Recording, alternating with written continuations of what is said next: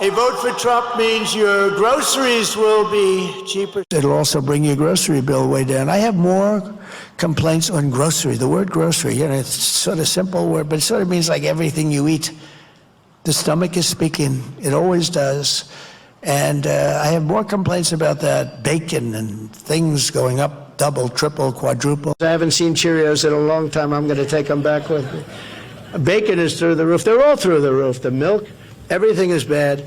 And we're going to straighten it out. We're going to bring prices way down, and we're going to get it done fast. Donald Trump campaigned on lowering grocery prices, but grocery prices have continued to climb higher, and Americans are starting to change their shopping behavior as they grow more concerned about the U.S. economy. $400 for the month, $100 per week, and here is my weekly schedule for meals. Monday, Tuesday, Wednesday, Thursday, Friday. Right over here, it's like what I need to complete these meals, and then extra stuff that I need. The price for 1 pound of ground beef is now more than the federal minimum wage, guys. How crazy is this? And how far are they going to let these grocery prices get before they realize that regular people can just not afford this crap? It's completely insane. I think these big chains like Albertsons, Vons, Staters are going to have major financial problems in the future because you can't keep charging people double for what they can literally get across the street and have people keep paying it. Yes, in wealthy neighborhoods, people are going to pay that. Yeah, you're still going to have them do fine in those areas. But for the majority of Americans, if they have any kind of a choice where they can drive up to a half an hour, they're not buying these crazy expensive grocery store brands anymore. Let me know, where are you going that's really affordable groceries that you actually find it's clean enough and decent enough that you can go there on a regular basis and you actually like it, because I don't know how these chains think they're going to survive. Trump's economic messaging often downplays inflation concerns, but his tariff trade policies on imported goods have contributed to price increases on a range of consumer products. These tariffs, combined with supply chain disruptions of farmers, have had lasting ripple effects that continue to influence prices. According to a recent poll from the Associated Press, more than half of Americans say they are stressed about food costs. People are making changes to what they buy at the grocery store and how they buy it. My husband and I went grocery shopping yesterday, and it's us two and then our son, but we didn't get anything for him. He's still like a newborn, so we had everything that we needed for him. We didn't get anything at the grocery store for him. We spent $175 for 2 people, and I feel like we didn't get anything. And when I'm saying we didn't get anything, meat wise, we got sausage, ham, lunch meat. We didn't get any steaks or anything like that, and we didn't get junk. I got things to make meals, and it was $175. Why are groceries so expensive? And that's what I got is gonna last us a week. I should say that before I say $175 is expensive. That will last us a week. I am I need to become an extreme couponer or something, because $175 per week, that adds up for 2 people. What are y'all doing if you got 6 people in your family? Because are y'all spending thousands of dollars? Because I'm when did groceries get so expensive? Because I used to be able to get out of the grocery store under $100 when it was 2 of us. And for example, I saw my body wash is $10 now. Since when? I remember when it was $4. I'm just ranting because we're talking about saving money and things like that. And then when we went grocery shopping and my husband told me the total, I'm how? We didn't hardly get anything.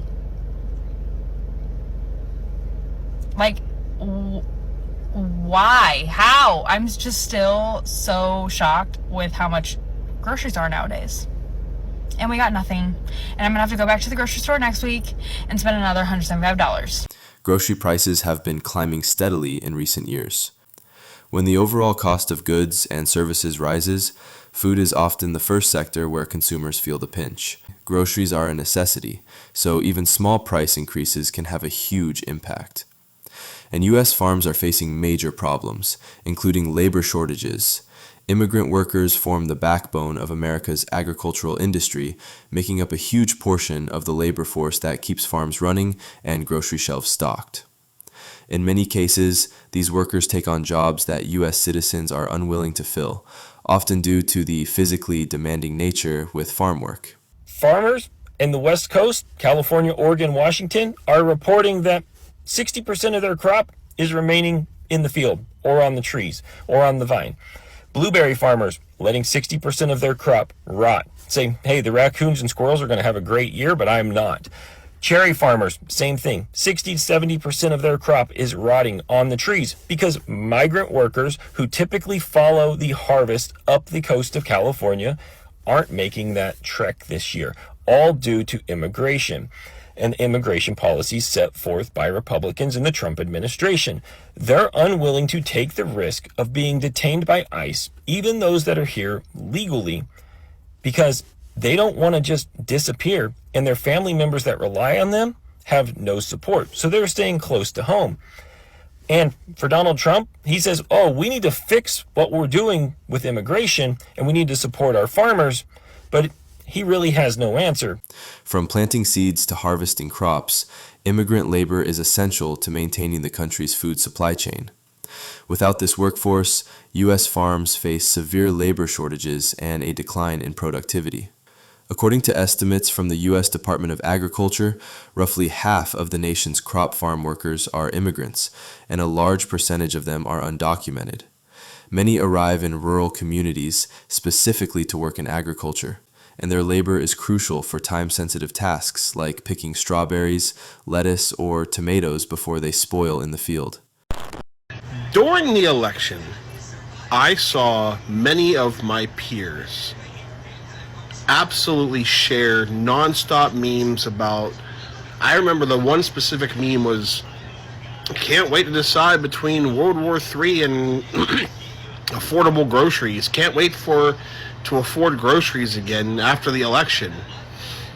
And these people were all voting for Trump. Some of which really surprised me because they're pretty liberal leaning when it comes to most social policies.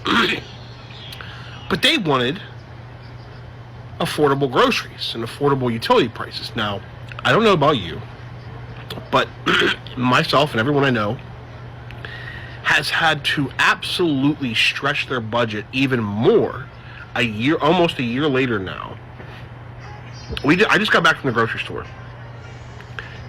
and especially the cost of meat, right? Like meats and juices, my electric bill have all gone up, not just 10%, I'm talking 20%.